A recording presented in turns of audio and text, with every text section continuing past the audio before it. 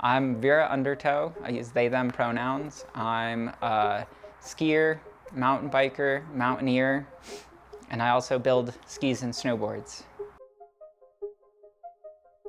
I identify as a non-binary, asexual human being held hostage in a capitalist hellscape. One of my favorite parts about nature is just being able to be myself. Gender is just a construct of human societies, so the mountains don't really care what your gender is, which is a truly magical thing about the mountains.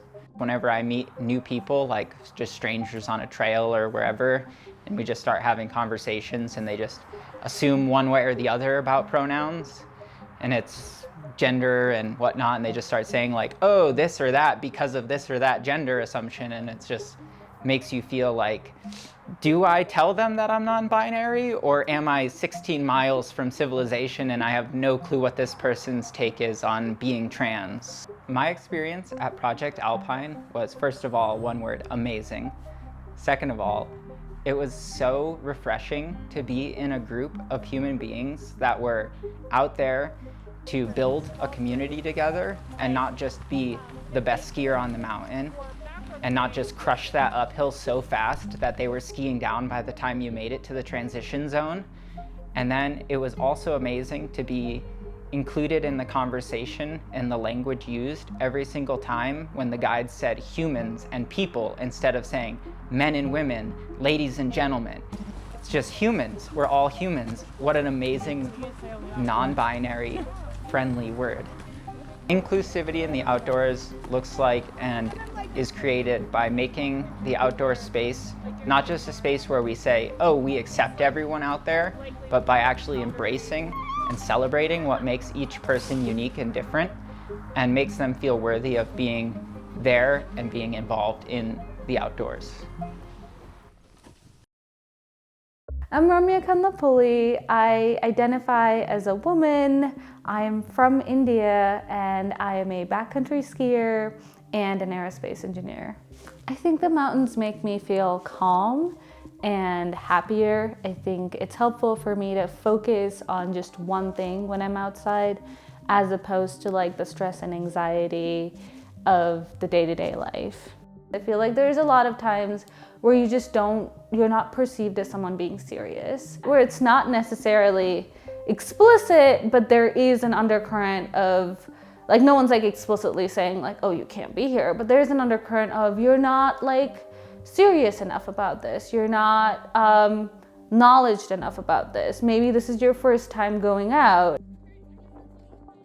I had a great time at Project Alpine. It was my first time ever on a guided trip, and I was amongst these people where I felt welcomed and appreciated.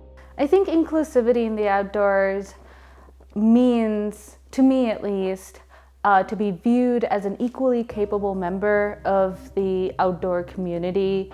I feel included and I feel seen when I'm in spaces where I don't have to explain myself, where I'm in spaces where I don't have to talk about, where I can just go out and enjoy the outdoors without an undercurrent of people thinking that I'm not good enough or I'm not capable enough or I haven't been doing this for too long, specifically because of how I look, but also because of the fact that I am a woman.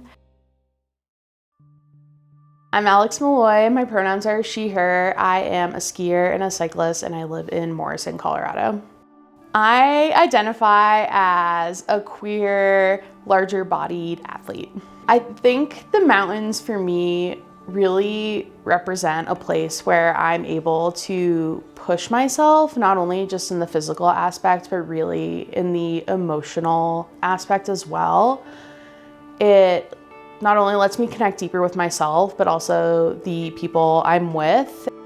I don't see people of diverse sizing or even diverse race or gender, frankly, out there often, and it can be really alienating, especially in a culture like Colorado where everyone is pushing so hard and so fast all of the time. I still always felt like I had to prove something, or I wasn't enough, or I had to really give a reason for why I was there and why I was taking up space. You know, there's always that gear question where if you are larger bodied, you don't want to have to be focusing on your body in, frankly, sometimes life or death scenarios like backcountry skiing, and you don't want to be messing with your gear, pulling on your jacket, or thinking about how other people are perceiving you. And then even on the day-to-day basis as well, you know, you'll be pedaling up a climb and there's always someone that's like, you're almost there, you're doing such a good job. And in reality, yeah, I know I am, but that just feels so demeaning and demoralizing in that moment. I think it was one of those environments where everyone was able to not only feel safe physically in a, you know, actually unsafe environment, but also safe emotionally too, to ask those questions and really bring their whole selves to the table. I think really what comes down to it is we can have all of these conversations and this representation in marketing material, but at the end of the day, nothing will change unless you start including more diverse people within positions of leadership.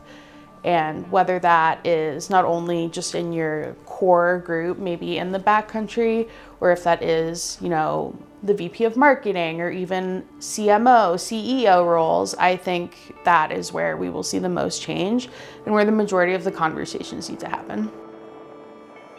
You know, we're focusing so hard on these qualifiers, right? And frequently within those conversations, we lose the middle ground. You don't have to be a certain level of queer or a certain size to identify with either of those. I certainly have struggled with that. And just knowing that you are enough, no matter how far into that identity you have dove into, you deserve to be there.